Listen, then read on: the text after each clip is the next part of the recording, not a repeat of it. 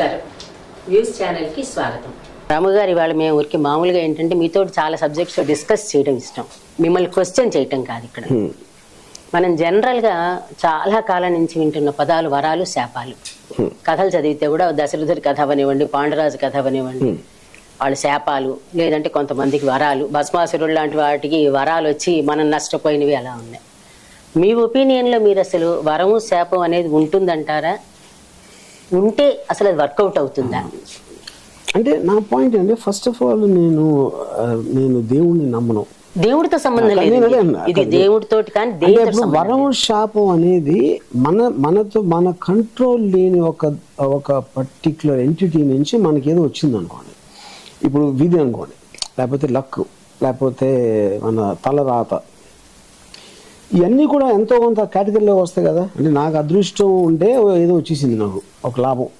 దురదృష్టం అంటే ఏదో పోయింది. ఇప్పుడు వరం అనేది ఒక పర్టిక్యులర్ మనిషి వేస్తున్నాడా? శాపం అనే మనిషి అంటే మనిషి అంటారు, ఒక శక్తి. నాకు ఒక దేవుడు వరం ఇచ్చాడు అంటే అది నీకెంత బలం ఉంటుంది, లేకపోతే నీకెంత ఏదో వస్తుంది, లేకపోతే శాపం అంటే నువ్వు పిశాచి అయిపోతావు. ఇదన్నీ ఏదో ఒక సందర్భంలో విన్నా నేను. ఇది మన భారతాలు ఎన్ని తీసుకోండి, దేవుళ్ళ కథల్లోంచి చూస్తే దేవుళ్ళ కథలు కాదు, మనుషుల కథలు. ఆ పర్టిక్యులర్ టైంలో ఒక శక్తివంతమైన వ్యక్తి ఏదో ఇచ్చారు. అది నేను కథలాగా చదివాను, ఒక ఫ్యాంటసీ లాగా. అది రియల్ లైఫ్లో వరం శాపం అనేది ఉంటుందని నేను అనుకోవట్లేదు. అది ముట్టి ఆ రెండు వర్డ్స్ మీరు వాడితే లక్ ఉందా 100% ఉండదు. ఎందుకంటే మొత్తం అంతా మన కంట్రోల్లో లేదు కాబట్టి అన్ఎక్స్పెక్టెడ్గా మనం దాని గురించి ఏమి చేయకుండా గబుక్కుని మనకి ఒక మంచి జరగటం, చెడు జరగటం అనేది వేరే దాని నుంచి వచ్చింది కాబట్టి అది ఛాన్సా లేకపోతే డెస్టినీయా ఏదో అనొచ్చు. దాంట్లో వరం శాపం అనేది వస్తాయా అనేది నేను అనుకోవట్లేదు. అంటే మనం మామూలు టెక్నికల్ టర్మ్స్లో తీసుకుందాం. మీరు అన్నట్టుగా వరం అంటే అదృష్టం కిందే వస్తుంది. ఎందుకంటే మన్ని వరించేదాన్ని వరం అంటాం, మన్ని శపించేదాన్ని శాపం అంటాం. ఇది శాపం అంటే ఎవరో నీళ్లు చల్లి మంత్రం చదివి శాపం అని నేను అనటం లేదు. మనం దండం పెట్టగానే నీకు వరం ఇచ్చాను అనడం కూడా నేను అనటంలా. చిన్న ఎగ్జాంపుల్ మీతోటే చెప్తాను. సినిమా శివ సక్సెస్ అయిన తర్వాత సినిమా పరిశ్రమకు వచ్చిన వరం అని అనుకున్నారు. వరం అంటే అక్కడ మీరు మీ పని వల్ల మిమ్మల్ని వరం కింద భావించారు. తర్వాత కొన్నాళ్ళు అయిన తర్వాత, ఇదంతా పబ్లిక్ పేరుతోటి చెప్తున్నాను, నా ఒపీనియన్గా మాత్రం అనుకోకండి. తర్వాత కొన్నాళ్ళు అయ్యాక మీరు చేసే సినిమాలు నచ్చక్కని మరొకటం అని, ఈ వరంగా ఉన్న మనిషి శాపంగా అయిపోయింది ఏంటి మనకి అన్నట్టుగా ఒక మాట. అంటే ఈ మాటలు రెండింటినీ అంటున్నప్పుడు నేను అదృష్టం దురదృష్టం ఏంటారు? అది కూడా అంటే ఇప్పుడు ఇంటెన్షన్ పరంగా అంటే ఏం అనుకుని చేశాను అనేది ఏ మనిషి కూడా అది బ్యాడ్గా అవ్వాలనుకుని చేయడు, అది వర్కౌట్ అవ్వాలనుకుని మంచి ఆలోచన చేస్తాడు. అప్పుడు ఏ పరిస్థితిలో ఏ కారణాల మూలాన అది బ్యాడ్ అయిపోయింది అనేది మన కంట్రోల్లో లేనప్పుడు అది మనం అది శాపం అనుకోవచ్చు ఒక విధంగా చూస్తే. కానీ అది మీరే చేశారు, ఆలోచన నాదే, ఆ పని చేయాలని నేను చేసిన ఏదైతే ఉందో అది కూడా నేనే కంట్రోల్ చేస్తున్నాను. కానీ నా మనసులో ఆలోచన పెట్టినది శాపం అంటే అది దాన్ని చెప్పలేను. సో ఇప్పుడు ఇక్కడ మీరు ఒక వ్యక్తిగా మిమ్మల్ని మీరు ఎంత కంట్రోల్ చేసుకుంటున్నారు, మీలో ఆలోచన వేరే ఫ్యాక్టర్స్ మూలాన వచ్చి మీరు అది చేశారా అనే దాంట్లో ఒక డిఫరెన్స్ ఉంటుంది. కానీ రెండు ఉన్నా లేకపోయినా అది ఏ మనిషి కంట్రోల్లో ఉండటానికి ఛాన్స్ లేదని నా ఫీలింగ్. ఎందుకంటే ఇప్పుడు సపోజ్ సినిమా ఉందనుకోండి, 150 సినిమాలు తీస్తారు సంవత్సరానికి. 150 సినిమాల్లో వాళ్ళు కూడా అందరూ కూడా పెద్ద హిట్ అవుతుంది అనే నమ్మకంతోనే తీస్తారు. దాంట్లో 90% అవ్వవు. ఎందుకు అవ్వవు అంటే పెద్ద డైరెక్టర్లు ఉంటారు, కొత్త డైరెక్టర్స్ ఉంటారు, ఎవరెవరో ఉంటారు. లైఫ్లో ఏది కూడా అవ్వదు. మన సినిమాలు అంటే దానికి ఏదన్నా రివ్యూలు వచ్చో దాన్ని బట్టి చూస్తాం. కానీ అది బిజినెస్ అవ్వచ్చు, మీ లైఫ్లో పర్సనల్ డెసిషన్స్, మీ పెళ్లి విషయంలో మీరు తీసుకుని ఉండొచ్చు, మీ కొడుకును ఎవరిని చదివించే దాంట్లో తీసుకోవచ్చు. చాలా డెసిషన్స్ రాంగ్ వెళ్తాయి అందరికీ. ఆ రాంగ్ వెళ్ళినట్లో మీకున్న ఇంట్రెస్ట్ బట్టి ఇప్పుడు సినిమా ఫ్లాప్ అయితే అందరూ చూస్తారు, అందరూ తెలుసుకుంటారు. ఏదో బిల్డింగ్ కన్స్ట్రక్షన్లో లాస్ వచ్చిందని చాలా మందికి తెలియకపోవచ్చు, ఎందుకంటే వేరే వాళ్ళ లైఫ్ వాళ్ళకి ఇంట్రెస్ట్ లేదు. అదొకటే డిఫరెన్స్ ఉంటుంది. ఇప్పుడు నేను తీసుకునే 9 డెసిషన్స్లో ఒక 10 డెసిషన్ తీసుకుంటే దాంట్లో డెఫినెట్గా 5 ఫెయిల్ అవుతాయి. ఆ 3-4 బండి నడుపుతూ ఉంటాయి. అది నా పర్సనల్ ఎక్స్పీరియన్స్ అది. కానీ నేను ఎప్పుడూ కూడా ఒక డెసిషన్ తీసుకున్నప్పుడు నా ఆలోచన నాకు ఉంటుంది. బయట వాళ్ళకి అది అర్థం అవ్వకపోవచ్చు, ఏంట్రా ఇలా చేస్తున్నాడు, ఏంట్రా పిచ్చి పిచ్చి చేస్తున్నాడు అని వాళ్ళు అనుకోవచ్చు, నేను అనుకోను. అయితే ఇప్పుడు మామూలుగా మీరు ఎలా జనరలైజ్ సోషల్గా మాట్లాడుకున్నాం కదా, ఇప్పుడు కథలోకి వెళ్దాం మనం.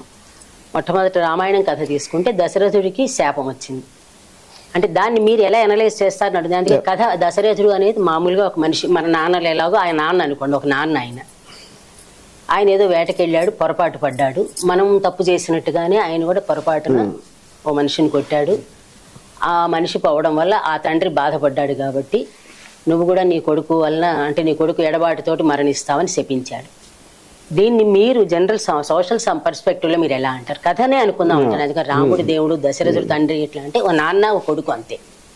కానీ నేను అదే అంటున్నాను, ఇప్పుడు మామూలుగా నా రియల్ లైఫ్లో ఇవన్నీ మర్చిపోతే, నువ్వు ఇలా చేయకపోతే నీకు ఒక నష్టం వస్తుంది, లేకపోతే నువ్వు ఒక ఇలాంటి పరిస్థితిలోకి వెళ్తావు అని అది సలహా ఒకటి.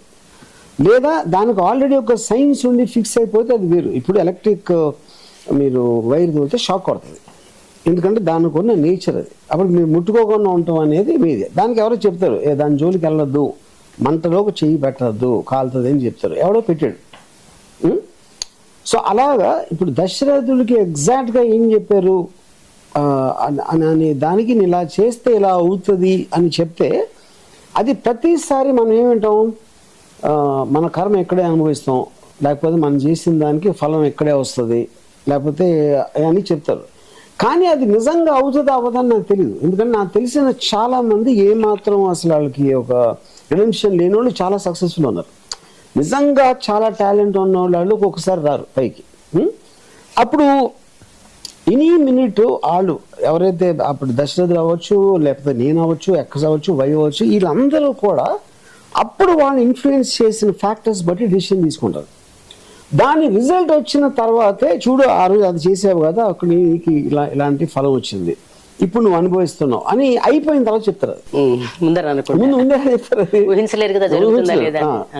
అప్పుడు ఆల్రెడీ అయిపోయింది కాబట్టి దాని గురించి ఆలోచించి మీనింగ్ లేదు. అయితే ఇప్పుడు మనం మామూలుగా చూడండి, అంటే నాకు ఒక పర్స్పెక్టివ్ ఏంటంటే, ఇప్పుడు మనం మాట్లాడితే, నేను మాట్లాడినా మీరు మాట్లాడినా మన వాయిస్ ఒక దాకా ట్రావెల్ చేస్తుంది. మీ వరకు ట్రావెల్ చేసి మీకు వినిపించాక అది ఎక్కడో ఈ గాల్లోనే కలిసిపోతుంది వాయిస్.